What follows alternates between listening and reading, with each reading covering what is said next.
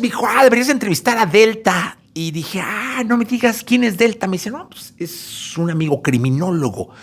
Él es criminalista. Y entonces llegó Delta a la cabina, que está aquí con nosotros, ahorita lo voy a saludar, y me dice, ¿es de audio o de video? Le dije, no, pues originalmente hacemos audio, pero también video. Entonces me dice, oye, ¿sabes qué? Si es video, tengo que cubrirme porque tengo casos abiertos y todo este rollo, y el tener casos abiertos implica que me puedan reconocer y tener consecuencias ahí importantes. Entonces ya le dije, bueno, pues échanos la mano. Entonces él está cubierto el rostro previo a que tiene casos abiertos todavía. Lo saludo con cariño. Delta, ¿cómo estás? Hola, ¿cómo estás, Jessy? Muy bien, muchas gracias. Emocionado por tu invitación. Oye, cuéntanos primero que, porque yo te pregunté este tema de estudiar, ¿no? Te dije, oye, ¿estudiaste? ¿Eres criminólogo? ¿Eres criminalista? ¿Se estudia? ¿Cómo se estudia? ¿Cuál es tu preparación profesional? ¿Qué estudiaste? Ok, mira, yo estudié la licenciatura en criminología, licenciatura en criminalística y periciales. Prácticamente hice una especialidad en criminalística de campo. Ok. Oye, dime una cosa, ¿qué es la criminalística? O sea, ¿qué es lo que se estudia? ¿A dónde yo creo que es la escena del crimen y todo, pero dímelo tú. O el crimen mismo, no sé. O sea, desde tu perspectiva, ¿a qué te dedicas siendo criminalista? Pues mira, principalmente es ayudar a la justicia, ayudar a que se lleve justicia. ¿De qué manera? De la manera en que tú llegas a un lugar de los hechos, intentas encontrar todos los indicios, los levantas, los embalas, se los llevas al juez, precisamente para que él entienda de qué se está tratando esta situación. Esto sucede normalmente en algún tipo de delito accidental, en un hecho de tránsito. Entonces lo que se trata en la criminalística principalmente es investigar, sacar indicios para deslindar responsabilidades. Digamos que voy a un tema que por ahí escuché, pero lo voy a manejar diferente para que no se vayan a herir susceptibilidades. Hay alguien que se cae de un balcón, de un piso 20, y pues la pareja dice que es un accidente, que se tropezó y al tropezarse, ¡pum!, se cayó. Tú llegas, analizas la escena del crimen, pues está el cuerpo abajo, ¿no? Y luego subes arriba y ves posición, o sea, ¿qué se analiza para ver si es verdad lo que dice él o fue un feminicidio? ¿Cómo es esto? Pues en este caso lo primero que se tiene que hacer es llegar al lugar, que es en la parte del departamento, en la parte superior, llegar y observar todos los indicios que puedas encontrar. Si había vasos, si había alcohol, si había drogas, toda esta parte te va a ir llevando a que tú generes una hipótesis. Haces todo este proceso, obviamente observándolo. Posteriormente vas a empezar a recoger, a recabar la información, pero esto viene seguido de las entrevistas. Donde tú llegas tienes que hacer entrevistas y esto es lo que debe hacer un primer respondiente. Él tiene que llegar, observar el lugar, ver las personas y empezar a generar todas estas entrevistas de las personas que se encuentran en el lugar. Eso te va a ayudar mucho. Cuando llega el criminalista ya tiene entendido toda esta situación, cómo pudo haber pasado o cómo dicen que pasó. Y entonces tú vas tomando las cartas en el asunto, vas viendo si efectivamente lo que ellos te dijeron es lo que había pasado en ese momento. En este caso, el primer respondiente, dices. El primer respondiente Él es el policía. El policía, ¿no? Él llega y tú te toca entrevistar desde, en este caso, vamos a poner este caso, el portero, la vecina, el vecino, el jardín. O sea, hablas con todos, si está el esposo, con la hermana. O sea, ¿tienes que hablar con todos o solamente con una? ¿Cómo es esto? En este caso, precisamente, tienes que llegar al lugar.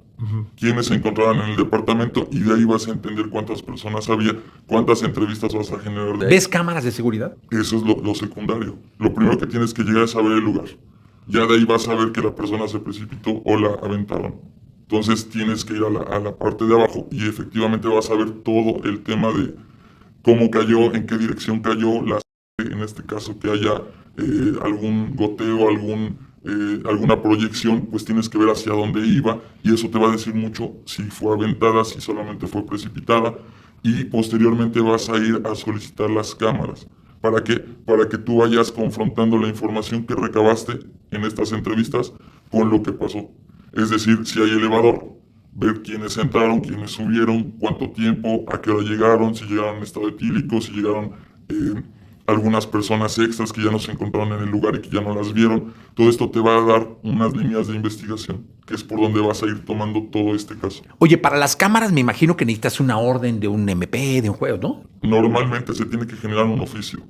Okay. Pero hay muchas formas de conseguir las cámaras, porque no vas a llegar directamente al edificio a solicitarlas. Puedes solicitarlas a los vecinos que estén contiguos y obviamente ellos te las van a proporcionar. En la mayoría de las ocasiones te dicen que no, pero hay formas de solicitarlas para que ellos te las puedan hacer llegar. Oye, dime una cosa, de casos, en este caso, los más comunes y los más, los que más se trabaja digamos, en la Ciudad de México, en un entorno violento como hoy en día, ¿cuáles serían? En este caso están siendo los homicidios. Acabamos de tener un doble hace poco de algunas personas del gobierno y vemos exactamente esto que estamos hablando, ¿no? Que las cámaras de vigilancia estaban apagadas, que unas no estaban apuntando hacia la dirección donde ellos se encontraban. Quiere decir que toda esta investigación te va llevando hacia otro lugar. Ok. ¿No? Entonces vas teniendo una línea de investigación que vas tomando y vas haciendo tus propias hipótesis. En este caso pudieras tomar varias. Una de ellas puede decir que dentro del mismo gobierno se organizó toda esta parte. Okay. Puede ser que solamente las personas a las cuales les quitaron la vida, pues obviamente iban a dar información o estaban en un tipo de información muy delicada. Oye, cuéntame algo, como investigador privado, porque también haces investigación privada, ¿cuáles son los casos más solicitados hoy en día? Ya llevando o dejando un poco la parte que te voy a pedir luego si regresas, la parte criminalística y yéndonos a la investigación privada. Claro. ¿Cuáles son los casos para los que más te contratan hoy en día? En este momento estamos en una alta de secuestros y de extorsión. Okay. Pero la gente ya no está yendo a denunciar. Okay. ¿Qué es lo que hace? Pagar el secuestro para que salga su familiar. ¿Qué es lo que están haciendo en las extorsiones? Pagar las extorsiones. Entonces, muchas de estas extorsiones que me han tocado principalmente vienen de reclusorios, lugares donde no deberían de tener un celular, un móvil para generar esto. Y las de otro lado, lo que ha tocado mucho también es esta parte de infidelidades, ¿no? De investigar a la pareja de la persona. O te contratan para investigar básicamente, ¿qué es lo que más te contratan? ¿Hombres a mujeres, mujeres a hombres, hombres a esposas o cómo está? Fíjate que ahorita hay es muy extraño porque hay muchos hombres que están contratando los servicios para investigar, no a sus mujeres, sino a sus amantes. Ok. Vemos que definitivamente aquí yo pienso que es por esta parte del dinero que se está fugando y obviamente porque las mujeres que llegan a levantar estas denuncias o que quieren hacer estas investigaciones van más por el ámbito legal. Okay. Los hombres es más por el ámbito moral. Ok, o sea, la mujer dice, no, me está engañando legalmente. Por lo menos la mitad le tengo que quitar. Sí. Que ya nos está llevando así estas nuevas leyes, pero sí hay una parte donde ellas también quieren, pues, sí, ¿no? Legalmente. Sí. Y cuéntame algo, este tema de dónde empieza y dónde termina el trabajo en una escena, ya regresando a la parte de la criminología, ¿dónde empieza y dónde termina tu trabajo en una escena de un crimen? En la criminalística es una diferencia que tenemos que adoptar. La criminalística se refiere al lugar de los hechos, el lugar que vas a investigar. Y la criminología hace más referencia hacia la persona que lo cometió. Okay. Que ahora ya hay tipos de necropsia psicológica y también entra un poco de ahí la psicología para entender el cadáver, en este caso, por medio de las lesiones, saber cómo sucedieron los hechos. En la criminalística estamos entendiendo que es el lugar de cómo sucedieron los hechos y puedes encontrar posición víctima-victimario. Si en este caso, el caso que mencionabas, hablamos de la posición víctima-victimario, si fue aventada la persona o si fue por accidente cayó. Entonces todo esto nos va a llevar a una posición que nos va a dar, pues obviamente el escenario, obviamente las lesiones que tenga el cuerpo y a final de cuentas la situación empírica que lleve el criminalista. Si es un criminalista nuevo, pues obviamente va a costarte un poco más de trabajo. A que ya tengas muchos años trabajando, ya más o menos vas a saber por dónde va el asunto. Hoy tú le entregas al forense un reporte. ¿O cuál es el paso entre la escena del crimen, o sea, la criminalística y el forense que puede determinar ya ciertas causas de la... Pues mira, van de la mano, por eso te decía que era deslindar pues, la responsabilidad de una persona. Te pongo un ejemplo, una persona que va caminando en la calle, cae súbitamente y pasa un camión y la atropella. De inmediato el chofer se va a ir obviamente a los separos en lo que se esclarece toda esta situación. Cuando tú das esta parte de la criminalística, entregas tu dictamen, va a irse archivando en una carpeta. Porque puede ser que hubiera caído y la caída le hubiera provocado la... O puede ya haber caído. O sea, puede haber caído muerto y ya no sea el chofer el que... Exactamente. Entonces esto va de la mano con el médico forense. Cuando llega el médico forense a estudiar el cadáver, a hacer la necropsia, puede ver que sufrió un paro cardíaco. Entonces la persona puede haber caído ya muerta y no necesariamente del atropellamiento. Ahí deslinda la responsabilidad del chofer porque la persona ya había caído sin vida. Entonces el chofer prácticamente lo único que hizo fue, en este caso se llama aplastarlo, en el aplastamiento, y pues ya no fue culposo. A lo mejor lo atropelló porque se cayó y... Fue algo que pasó en el momento, ¿no? Sí, entonces él ya no se quedaría en la cárcel, ya no llevaría este proceso dentro porque no fue, él no lo atropelló, él no acabó con su vida. ¿Tu contacto como criminalista nunca es con familiares de las víctimas? En muchas ocasiones sí, porque tú tienes que llegar al lugar y en el lugar normalmente está la gente. Llegan los familiares y eso pasaba mucho, te estoy hablando de hace 10 años, 15 años, donde tú llegabas a la escena y tenías el cadáver en el piso y lo que tenías que hacer era levantarlo de inmediato porque era un barrio peligroso, una zona roja, y los familiares no te permitían llevártelo. Te amedrentaban, te golpeaban, te robaban y el cadáver se quedaba ahí. Entonces, ¿qué es lo que tenías que hacer? Llegar, sacar fotografías y con eso solamente trabajarlo.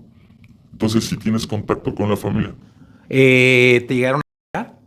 En alguna ocasión fuimos hasta robados te estoy hablando de hace 20 años, donde no teníamos esa seguridad.